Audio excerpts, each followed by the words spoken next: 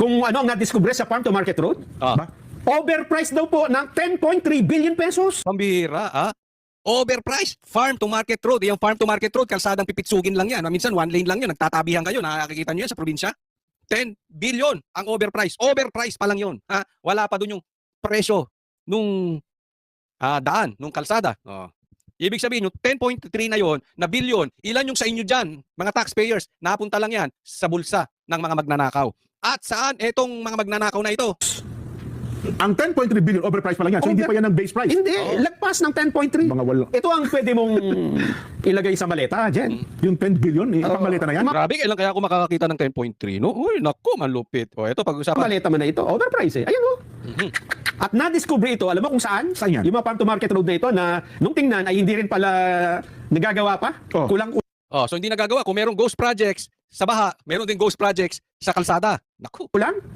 Matatagpuan daw ito, ang tinignan dito yung 2024 national budget eh. 2020. Oh, 2024. Ha? 2024. Yung nakawan sa kalsada, ha? Hindi 2016, hindi 2017, hindi panahon ng Duterte, panahon ni Bongbong Marcos. O ano, saan yan? Last year lang yan, okay? Magugulat ka kung nasaan ito. Nasaan yan? Sa Tacloban City. Nakaw, Tacloban City. Nakaw, Tacloban City. Taga saan ka?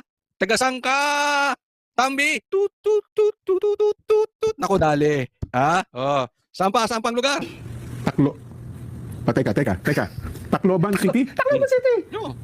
Totoo, baka naman, baka naman dinadamay nyo na naman si dating Speaker Martin Romualdez yan, ha? Hindi naman binanggit yung pangalan niya rito. Tacloban City lang nakalagay. Ah, ganun? At Sasabihin yan, parang yung sinasabi ni Bongbong Marcos. Wala akong alam dyan. Isipin mo, di ba? Lagi sinasabi yan ni Bongbong Marcos, inosente siya, pero yung anak niya nasa Congress. Oh. Oh. Ganyan sasabihin yan. Oh. Wala akong alam dyan. Oh, pero sa nangyari na ikaw ay House Speaker, tapos yung corruption, nangyari dyan sa Tacloban. Oh, nako. Camarines Sur. Nako, Bicol. Bicol na naman.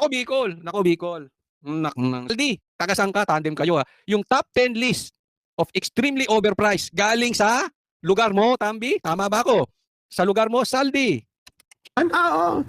Pangatlo, Bulacan na naman. Talaga naman, oh. Eastern Samar. Oo. Ito ay Tacloban City, Bicol, Bulacan. Kasi itong farm to Andiyan dyan talaga yung mga magnanakaw, no? Pambihira. Hoy!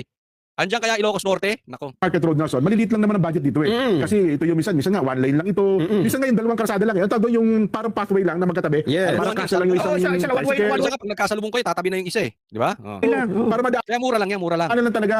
Pero usually mga 1 kilometro, 2 kilometro. Oo. Diyan pa siya nakalagay dyan. Ilang kilometro? Hamilton number 1, 6.7 kilometers. Diba yung haba? Maliliit pero madami. Oho. At lumalabas Mahaba, yung farm to market road sa 6.7, matindi, kakaiba yan. pa din.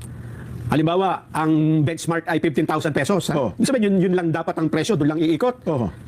Yung 15,000 pesos, in-overprice ng Kaya hulaan ninyo, dapat daw ang benchmark, halimbawa, ang benchmark daw ay 15,000 pesos per meter. O, hulaan ninyo kung magkano. Lagay nyo dyan sa comment section per meter. More or less, nasa 350 ang 1 meter. So, sa 1 meter, dapat 15,000 lang per meter. wala mo kung magkano. O, wala nyo. 15,000. Siguro ginawa na lang ano yan. 20. Higit 5,000. Okay, 20. dinoble, ginawa 30. 30. Malaki na. O, 30, malaki.